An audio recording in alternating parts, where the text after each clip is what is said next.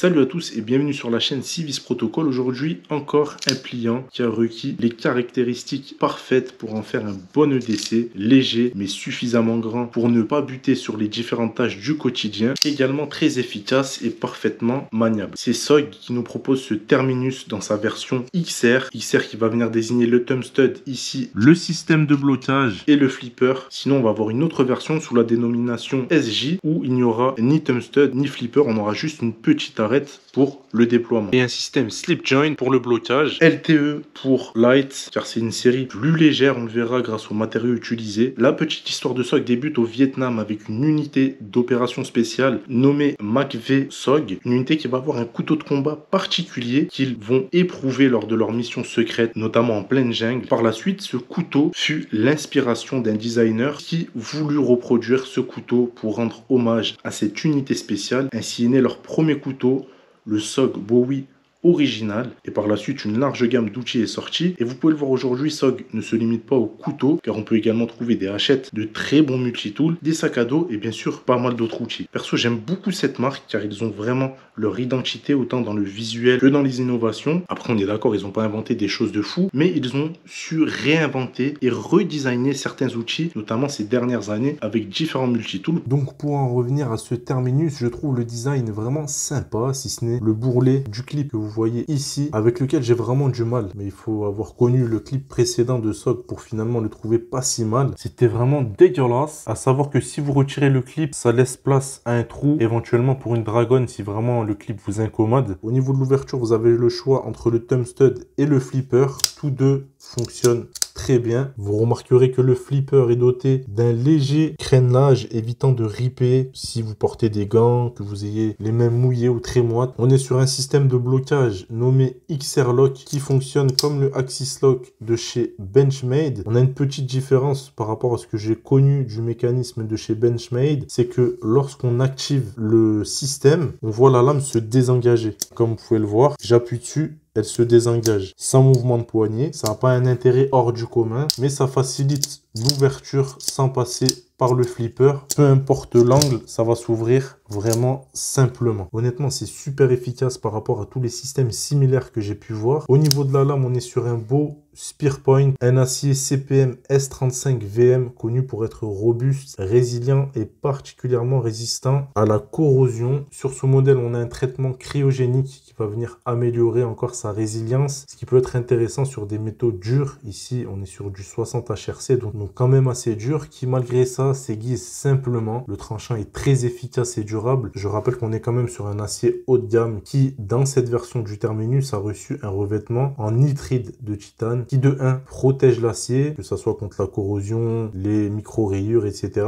De 2 donne cet aspect gris que j'aime beaucoup. Et de 3, ça va venir éviter les reflets, bien que ce ne soit pas forcément utile sur ce genre de modèle. Un revêtement qui tient le coup, j'ai pas mal bossé avec, ça bouge pas, ça fait plaisir. J'ai eu vraiment pas mal de couteaux dont le revêtement se barrait plus vite que le tranchant du couteau, donc ça mérite d'être souligné ici.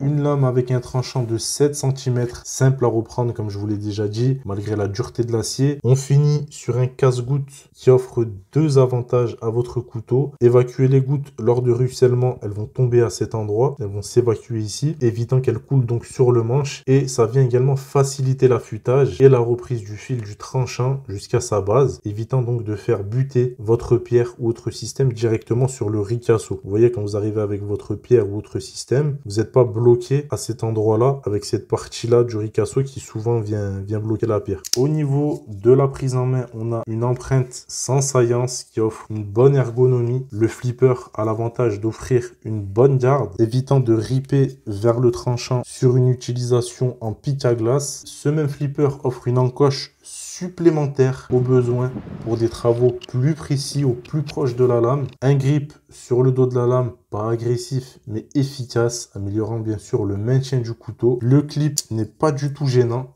peu importe la prise en main en simple ou en reverse. C'est malheureusement pas le cas sur tous les couteaux. Un clip en acier qui peut être fixé d'un côté ou de l'autre en fonction de votre préférence. Il permet un port en profondeur ne laissant absolument rien dépasser du couteau. Cela dit, le bourrelet qu'ils ont fait pour ça justement, pour avoir vraiment un port en profondeur, ça va, je trouve, vraiment casser la ligne du couteau. C'est dommage. C'est juste esthétique, on est bien d'accord. Et peut-être que l'intérêt prévaut ici sur le design, mais perso, ça m'aurait pas dérangé d'avoir la base du couteau qui sort un peu plus de la poche si c'est pour éviter ce genre de mocheté. Toute l'armature du couteau est faite en carbone avec quelques pièces quand même en G10 qui va venir amener le poids total à 65 grammes contre 100 grammes contre les Terminus classiques. Donc moi ça me plaît bien, c'est une des choses que j'aime beaucoup, cet aspect de légèreté, c'est vraiment quelque chose que je recherche. Ce carbone donne un look également bien stylé qui va très bien avec le coloris des aciers de ce Terminus. Tout le monde descend. Le carbone ça donne un look vraiment totalement différent au couteau. Ici quelques exemples avec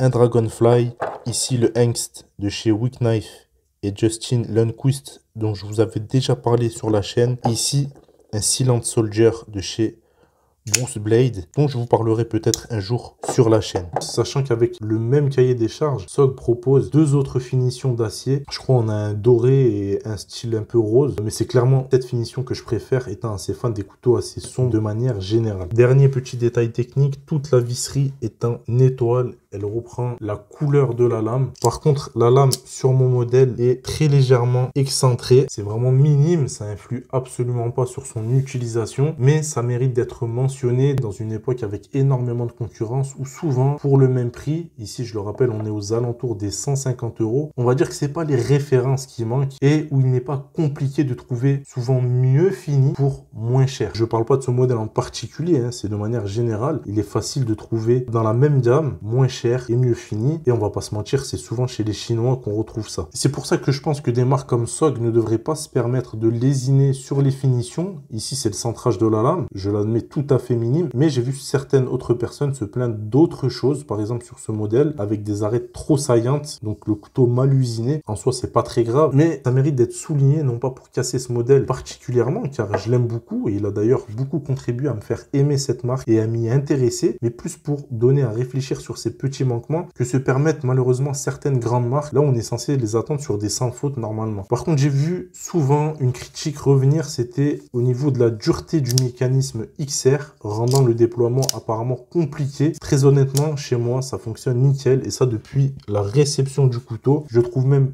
plus efficace qu'un Axis Lock. Certains autres se sont plaints du clip trop dur et trop serré. Il faut savoir que normalement sur les dernières générations de Terminus on n'a plus les clips avec le marquage SOG en relief, c'est ceux qui causaient problème apparemment, et on retrouve maintenant ceux-là, particulièrement sur les modèles XR LTE, qui sont très agréables à utiliser. Donc perso, j'ai pas du tout ce problème de clip trop dur à utiliser. En conclusion, on a un couteau excellent en EDC, pas du tout limité par sa taille, facile à transporter, de par sa légèreté, un look tactique, ou plutôt on va dire discret, que j'aime beaucoup, des matériaux de qualité, on l'a vu avec l'acier et son coating, ainsi que les plaquettes, une prise en main, un mécanisme et un pouvoir de coupe très efficace qui en font un couteau fiable au quotidien. On regrette malheureusement ces légers soucis de finition et ce clip qui casse un peu l'esthétique, mais ça reste quand même selon moi une référence que je vous conseille et qui peut être un bon investissement pour apprendre à connaître la marque SOG. Voilà les camarades pour ce SOG Terminus XR LTE dans sa finition titane. C'était Boris pour la chaîne Civis Protocol. À plus, ciao.